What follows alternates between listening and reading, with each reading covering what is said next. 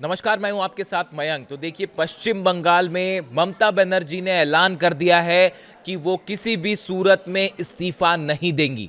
BJP की जीत हुई है, लेकिन ममता बनर्जी का ये ऐलान कि वो इस्तीफा नहीं देंगी, इसके चलते पश्चिम बंगाल में एक संवैधानिक संकट खड़ा होता दिखाई दे रहा है। जिसके बाद ये सवाल उठ रहे हैं कि अगर वाकई ममता बनर्जी ने अपना ऑफिस खाली नहीं किया तो उसके बाद क्या होगा। क्या सुरक्षा बलों के जरिए, फोर्स के जरिए सीएम ऑफिस खाली कराया जाएगा? आखिर संवैधानिक स्थिति क्या कहती है, भारत का संविधान क्या कहता है, इसको समझना होगा।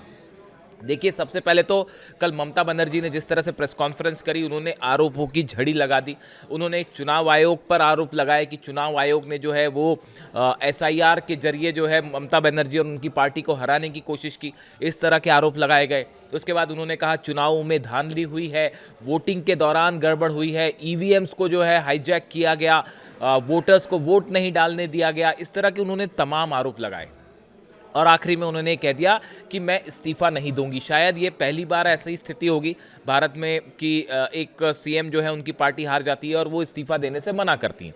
अब देखिए, कानून इस बारे में क्या कहता है।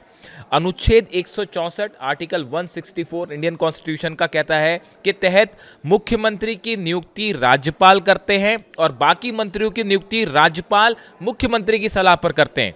यह अनुच्छेद स्पष्ट करता है कि मुख्यमंत्री और उनके मंत्री राज्यपाल के चाहने तक ही अपने पद पर बने रह सकते हैं। राज्यपाल मुख्यमंत्री को बर्खास्त कर सकते हैं। चूंकि मुख्यमंत्री राज्यपाल के प्रसाद पर्यंत पद पर होते हैं, इसलिए बहुमत खोने या चुनाव हारने के बाद इस्तीफा न देना संवैधानिक मशीनरी की विफलता माना जाता है और राज्यपाल उन्हें पद से हटा सकते हैं। यानी अगर ममता बनर्जी ने इस्तीफा नहीं दिया तो राज्यपाल, पश्चिम बंगाल के राज्यपाल एक आदेश के जरिए ममता बनर्जी को मुख्यमंत्री पद से हटा सकते हैं। देखिए, जो हालात हैं उसके मुताबिक ममता बस नई विधानसभा के गठन तक केयरटेकर मुख्यमंत्री के रूप में ही बनी रह सकती है। जैसे ही नतीजों की आधिकारिक अधिसूचना होती है, राज्यपाल बहुमत दल को सरकार बनाने का न्योता देते हैं। उस स्थिति में उन्हें पद छोड़ना होगा और उसके बाद फिर ममता बनर्जी नहीं बनी रह सकती सीएम।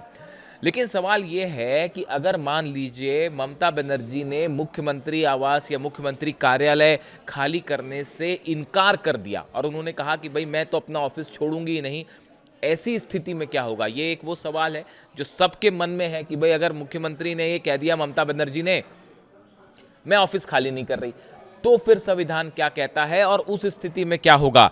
यदि बर्खास्तगी के बाद भी कोई मुख्यमंत्री कार्यालय खाली नहीं करता है तो कानून व्यवस्था बनाए रखने के लिए सुरक्षा बलों की मदद ली जा सकती है और ऑफिस खाली कराया जा सकता है।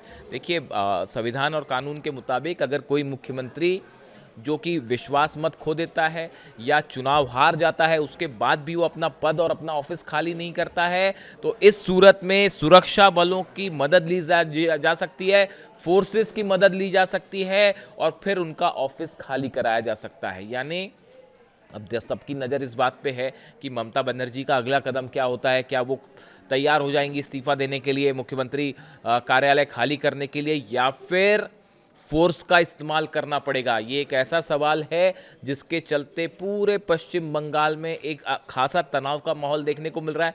कई जगह से प्रदर्शन की भी खबरें, कोलकाता से लेकर मुर्शिदाबाद तक का बीती रात भी कई जगह से जो है वो छुटपुट हिंसा की खबरें आती रहीं। ऐसे हालात में अब सबकी नज़र इस बात पर है कि ममता बनर्जी का अगला कदम क्या होगा। हम आपको सुनाते हैं ममता बनर्जी ने कल क्या कहा था। पार्टी আমার সাথে আছে ভুল, আমরা আসামেও কালকে একটা সিট জিতেছি, তারপরে ওখানেও অত্যাচার করতে শুরু করেছে, সুস্মিতা দেব আমাকে জানালো। পরবর্তী স্ট্র্যাটেজি আমরা পার্টিতে বসে ঠিক করব। আপনারা টাইম টু টাইম জানতে পারবেন, চিন্তা কোনো কারণ নেই।